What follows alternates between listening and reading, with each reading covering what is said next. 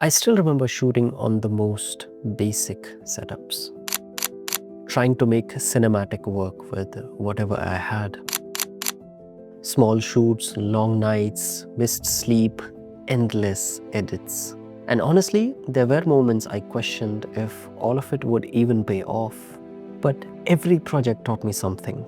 Every client pushed me harder. Every upgrade got me one step closer.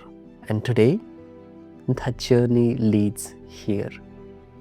My first red cinema camera, the red KOMODO-X. This camera has been a dream setup for me for a long time.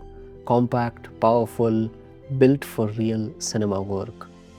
And what makes this moment special isn't just the gear, it's what it represents. The years of learning, the risks, the consistency, and the belief that one day I would get here.